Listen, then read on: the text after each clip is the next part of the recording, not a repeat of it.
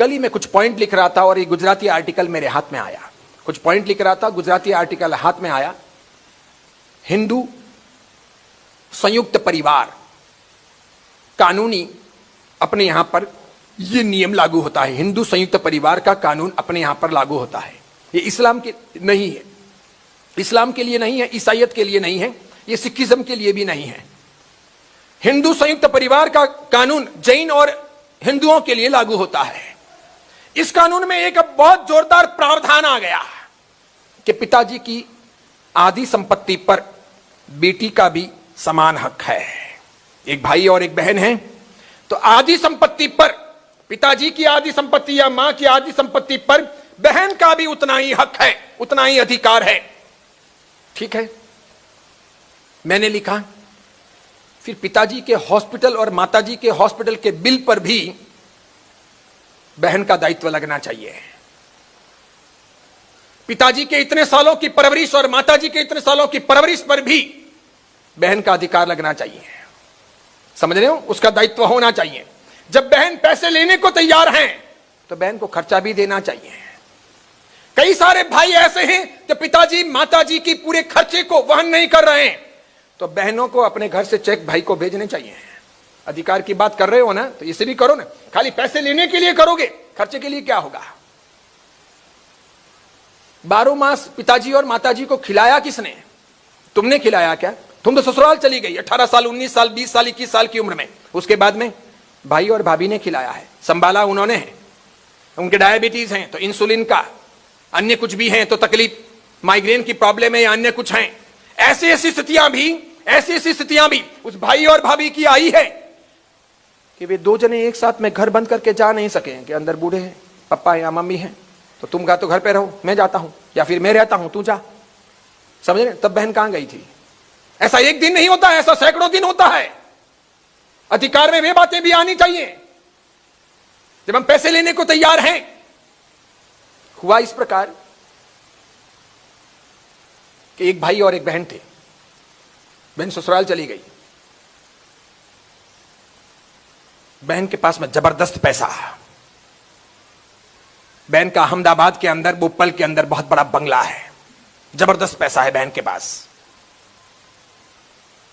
भाई कमजोर है, भाई के पास पैसा नहीं है, थोड़ा सा ही है। पिताजी नहीं, दादाजी के जमाने का वो मकान है जिसके अंदर ये भाई, भाई की पत्नी, भाई के छोटे बच्चे और भाई के पिताजी और माताजी वो रहते हैं। लगभग 3 साल तक बीमार रहने के बाद में मां गुजरी।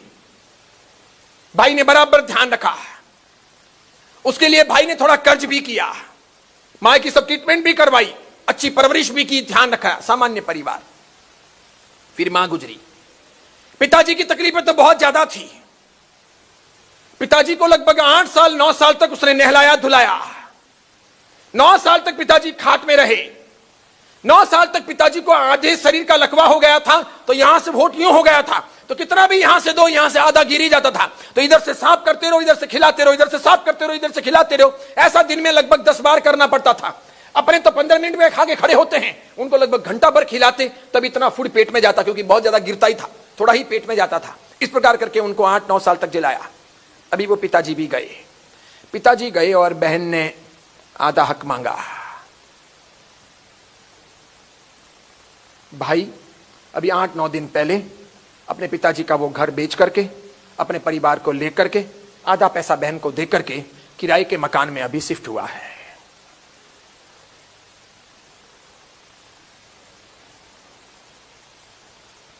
संपत्ति महत्वपूर्ण के संबंध महत्वपूर्ण, और इन दोनों के बीच में संवेदनाएं कहां हैं, फीलिंग्स कहां हैं? राखड़ी का मतलब क्या है? बहन को देना चाहिए था कि लेना चाहिए था? और बहन इतनी व्यस्त, बहन के तो क्लब की लाइफ, वो बोपल का इलाका, वो बड़ी बड़ी सहेलियां, वो लगभग 90 लाख 80 लाख की बहन की गाड़ी, उसका अलग ड्राइवर।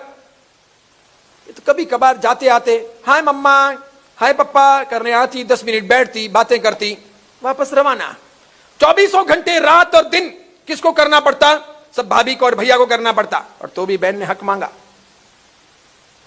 भाई ने भी मगजमारी नहीं की कि ठीक है, उसने सब कुछ बेचा, बेच के जितना पैसा आया पापा की प्रॉपर्टी का, मम्मी की प्रॉपर्टी का सब आधा बहन को दिया।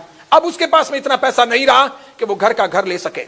अब वो जिंदगी में कभी घर का घर ले नहीं सकेगा, वो तो कहीं नहीं ले सकेगा। उसकी तो अंदर की आत्मा भी दब गई होगी अब कि भगवान अब मौत दो, ये जितने बच्चे पैदा किए हैं या जो बहू है, पत्नी, इन सबका पालन पोषण कर लूं और शांतिपूर्वक जिंदगी बीत जाए, किराया तो किराया। यानी वो बाप जो अपने पापा और दादा दोनों के दिए हुए घर में शांतिपूर्वक रहता था और सबको उसने शांतिपूर्वक अंत तक पहुंचाया, वो अपने बच्चों को अब किराए का मकान देकर, यानी कर्ज देकर, यानी दुविधाएं देकर, दुख देकर इस दुनिया से विदा होगा। उस बाप के पास इतनी ताकत नहीं है कि वो अपने बेटों के लिए अब कभी मकान खरीद सकेगा। ये था भी सही पुराने जमाने का, ये भी तुमने बिकवा दिया, तो आज के जमाने में अब उस शहर में क्या मकान मिल सकता है? सोच बदल गई हमारी हो। और ये घटना अजैन की नहीं, जैन परिवार की है। कल जब मैं ये पढ़ रहा था तो मेरी आंखों से आंसू रुक नहीं रहे थे। मैं साधु हूं, मुझे कोई लेना देना नहीं है, मेरे कोई लेना देना भी नहीं है, मुझे कुछ मिलता भी नहीं है। मैं सोचता हूं कहां चला गया भगवान महावीर का समाज? क्या मतलब है प्रवचन सुनने का, मंदिर जाने का, स्थानक जाने का, तेरा पद भवन जाने का? क्या अर्थ है? क्या ये एकादशी करने, ब्यास ने करने, आइमिल की ओली करनी, मास कमन करने, अट्ठाई करने, नट्ठम करने? हम सीखेंगे कब? समझेंगे कब? अच्छे बनेंगे कब? सोच कहां चली गई है? ऐसे परिवार बहुत है, बहुत है। आपको नहीं पता चलता, मुझे पता चलता है, क्योंकि रोज मुझे लोग फोन करते हैं या मैसेज करते हैं या कहते हैं हमारा साहब रास्ता दिखाओ।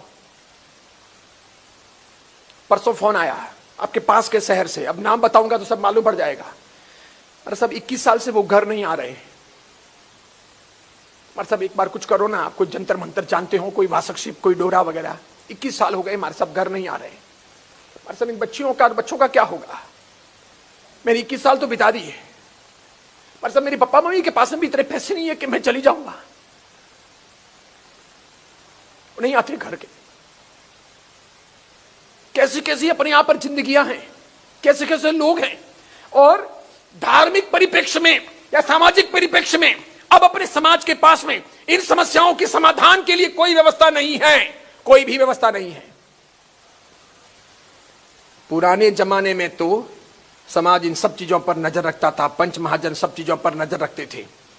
आप मर्जी से सगाई तोड़ नहीं सकते थे, मर्जी से आप लंबे समय तक किसी की बिटिया को उसके पियर में रख नहीं सकते थे या भेज नहीं सकते थे। समाज कारण पूछ लेता था, पंचों में यह बात जाती थी, मुजरिम को हाजिर किया जाता था, दूसरे की सगाइयां रुक जाती थी, शादियां रुक जाती थी। अब सामाजिक वर्जनाएं टूट गई है कि डंडार नहीं तो दियावट, दियावट नहीं तो जालोर, जालोर नहीं तो सिवानसी, सिवानसी नहीं तो बाड़मेरी, वो नहीं तो गोडवाड़, गोडवाड़ नहीं तो फलोदी साइड में, वो नहीं तो फिर बेलगांव या इंदौर, कहीं से भी ले आएंगे, क्या फर्क पड़ता है? उनकी ऐसी की तैसी, सब अपना सेटिंग करते हैं, मर्यादाओं को नहीं समझते हैं कि ऐसा हम सब करेंगे तो हमारा समाज चलेगा कैसे, हमारे समाज की गति क्या होगी। बहुत बहुत दुख है, बहुत पीड़ाएं हैं।